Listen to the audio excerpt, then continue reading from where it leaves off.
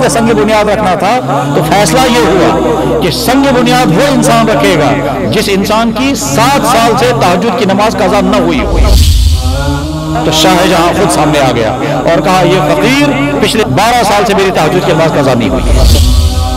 एक बेकारी के उस एहसास में, जिस एहसास पर उसे ख्याल आया कि मैं अल्लाह के नबी के सामने जब क़यामत के दिन खड़ा होऊंगा और अल्लाह के नबी मुझसे फरमाएंगे, ईसा अलैहिस्सलाम की तरफ से मुझे शिकवा आया कि तूने उसके उम्मती का पर्स क्यों लिया था। उस एहसास के बिना पर यह बेकारी वो काम करता है जो काम इन मियाँ बीवी के मुसलमान होने का जरिया बना।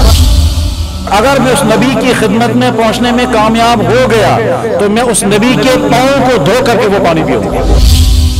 इस मुमताज मुफ्ती ने अपने सफरनामा हज लब्बे के अंदर लिखा कि मुझे तहकीक के साथ ये मालूम हुआ है कि एक मरतबा डॉक्टर इकबाल ने 1 करोड़ मरतबा दरूद शरीफ पढ़ा।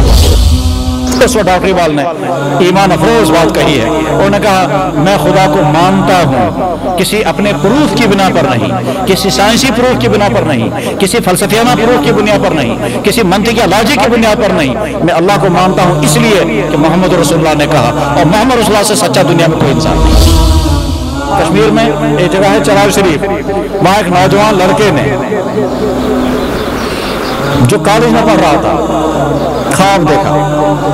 उस ख्वाब में उसने देखा किसी मस्जिद के अंदर बेशुमार नेक लोग जमा हुए हैं और सब लोग खड़े इंतजार में हैं इमामत करने के लिए कौन आएगा। इतने में गेट के अंदर से कोई शख्स दाखिल हुआ। तमाम लोगों ने कहा, अस्सलाम वालेकुम या रसूल अल्लाह।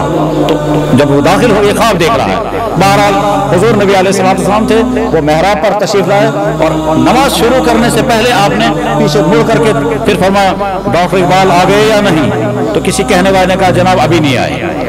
आपने फरमाया, इंतजार करो।